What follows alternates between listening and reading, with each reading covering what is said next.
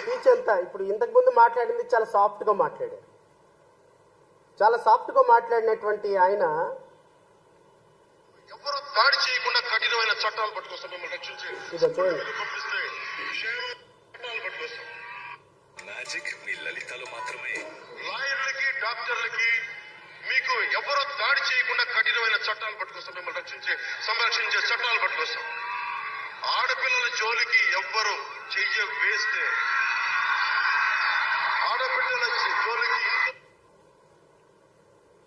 ఒక తల్లి ఆడబిడ్డల్ని రోడ్డు మీద పంపిస్తే క్షేమంగా ఏ మాత్రం మీ మన ప్రాణాలకు ఎలాంటి ఇబ్బంది కలిగినా కఠినమైన చట్టాలను పట్టుకొస్తాం. మేము తల్లి తగిలేసే చట్టాలు పట్టుకొస్తాం. ఎవరైనా సరే ఆడబిడ్డల మీద చేయాలి.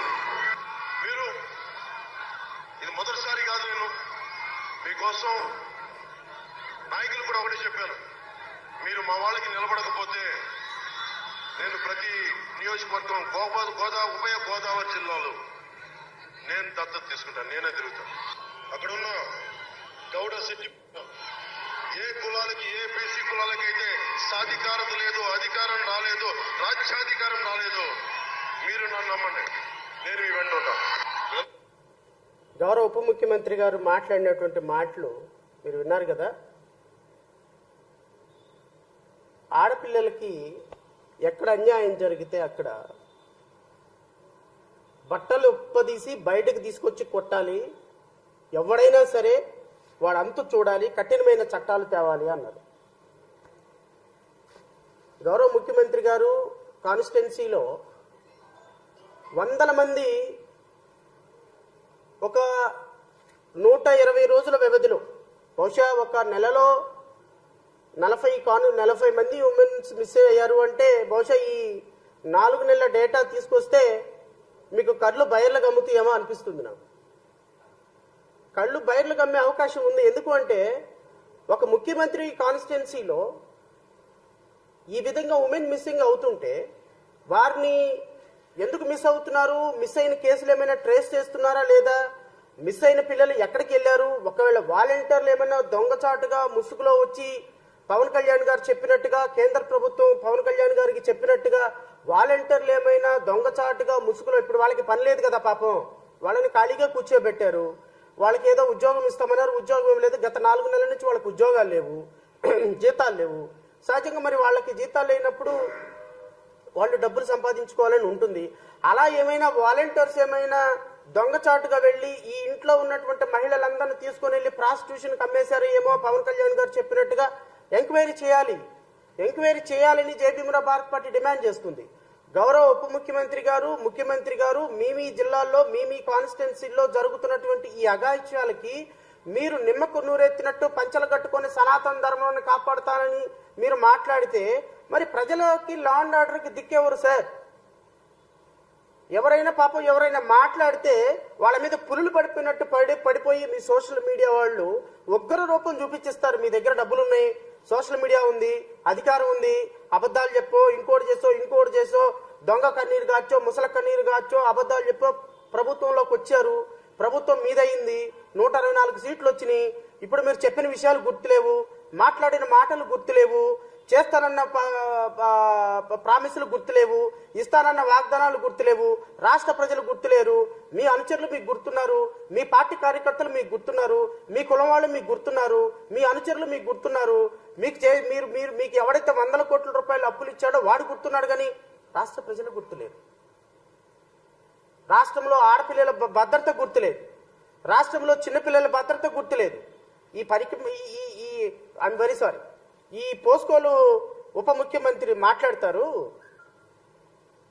చట్టం చాలా కఠినమైనది, పిల్లల్ని రక్షించడానికి ఇంకా కఠినమైన చట్టాలు తేవాలండి. నీ బొంద చట్టాలు తీసుకొస్తావు, ఏం చట్టాలు తీసుకొస్తావా? కఠినమైన చట్టాలు నువ్వు ఏం చట్టాలు తీసుకొస్తావు అంటున్నా.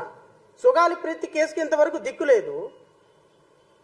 మొన్న జరిగినటువంటి ఒక పాప మర్డర్ కేసులో ఆ పాపని పరామర్శించడానికి కూడా వెళ్ళలేదు. చంద్రబాబు నాయుడు గారి కాన్స్టిట్యున్సీలో చంద్రబాబు నాయుడు గారు ప్రాతినిధ్యం వహిస్తున్న జిల్లాలో మదనపల్లిలో ఒక పాపని రేప్ చేస్తే పరామర్శించారా మీరు? ఎక్కడ దాకా వద్దండి, మీ పిఠాపురం కాన్స్టిట్యున్సీలో మీ సొంత కాన్స్టిట్యున్సీలో మీ జబర్దస్త్ టీంని నేనేమంటానంటే రాష్ట్ర ప్రజలకి ఇంకొకసారి కనుక ఎవరైనా సరే సినిమా యాక్టర్స్ కానీ సినిమా స్టార్స్ కానీ జబర్దస్త్ ఆర్టిస్టులు కానీ డబ్బులు పెట్టి కానీ లేకపోతే సినిమా స్టార్లను కానీ తీసుకొచ్చి రాజకీయ నాయకులు ప్రచారం చేపిస్తే చంపలు వాయించి కాన్స్టిట్యున్సీ నుంచి పంపించండి సోదరులారా. వాడెవడో సినిమా ఆర్టిస్టు 10 రూపాయలు తీసుకొని మేకప్ వేసుకొని వచ్చి అద్భుతమైనటువంటి పవన్ కళ్యాణ్ భారతదేశంలోనే ప్రపంచ ప్రఖ్యాతిగాంచినటువంటి ఒక పుణ్యక్షేత్రం అయిపోద్దంట. వాడెవడో వాడి పేరు కూడా పలకటం నాకు రాదు సరిగ్గా. ఆదియో బోధియో వాడెవడో ఆడి కాదు ఆది వాడు బొగ్గలేసుకొని ఉంటాడు. అతను పవన్ కళ్యాణ్ గారు ప్రాతినిధ్యం వహిస్తున్నటువంటి పిఠాపురం కాన్స్టిట్యున్సీకి మీరు ఓటేసి ఆయన అసెంబ్లీకి పంపిస్తే ఈ కాన్స్టిట్యున్సీ ప్రపంచ ప్రఖ్యాతిగాంచిన పుణ్యక్షేత్రం అవుద్ది, పర్యాటక కేంద్రం అవుతున్నాడు. ఎక్కడున్నారండి మీరు? ఇప్పుడు ఒక ఆడపిల్లకి అన్యాయం జరిగితే మీరు ఓట్లేపించినటువంటి ఉప ముఖ్యమంత్రి పరామర్శించలేదు. ఈ పక్కన ఉన్నటువంటి ముఖ్యమంత్రి గారు ప్రాతినిధ్యం వహించేటువంటి కాన్స్టిట్యున్సీలో ఒక పాపని రేప్ చేస్తే, కిడ్నాప్ చేసి రేప్ చేస్తే దుండగులు పరామర్శించలేదు.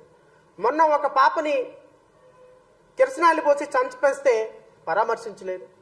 అత్యంత కిరాతకంగా అతాకోడల్ని రేప్ చేస్తే అన్స్టాపబుల్ బాలయ్య కాన్స్టిట్యున్సీలో మాట్లాడేవాళ్ళు లేడు. నిన్నగాక మొన్న తెనాలిలో నిన్న రాత్రి పాప చనిపోయింది. అత్యంత దురదృష్టకరం. ఒక రౌడీ షీటర్, మీ తెలుగుదేశం పార్టీ కార్యకర్తే, మీ తెలుగుదేశం పార్టీ రౌడీ షీటరే ఆ పాపని తీవ్రంగా గాయపరిస్తే ఆ పాప 3 రోజుల ప్రాణాలతో పోరాడి ఈ రోజు చచ్చిపోయింది. ఈ తల్లిదండ్రుల కుటుంబాలకి ఎవడు హామీ అంటున్నా నేను? ఈ తల్లిదండ్రుల కుటుంబాలకి హామీ ఎవరు?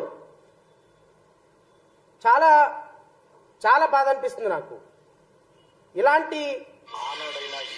ఇలాంటి అత్యంత దురదృష్టకరమైన పరిస్థితులు ఆంధ్రప్రదేశ్ రాష్ట్రంలో ఉంటే ఒక ముఖ్యమంత్రి కాన్స్టిట్యున్సీలో ఒక ఎమ్మెల్యే కాన్స్టిట్యున్సీలో ఈ విధంగా అత్తాకోడళ్ళు ఇద్దరిని అత్యంత దుర్మార్గంగా రేప్ చేశారుగా. బాలకృష్ణ గారి కాన్స్టిట్యున్సీలో పరామర్శించారా బాలకృష్ణ గారు? మీరు వెళ్ళారా?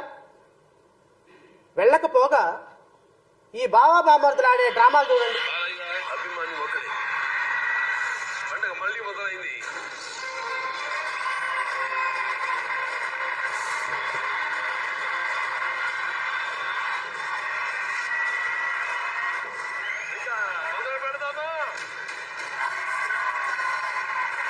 రాజకీయ చరిత్రలో ఎరగని విజయాన్ని అందుకున్న చాణక్యుడు మన ఆంధ్రప్రదేశ్ ముఖ్యమంత్రి మంత్రివర్యులు మీ బావగారు నారా చంద్రబాబు నాయుడు గారు. Very good.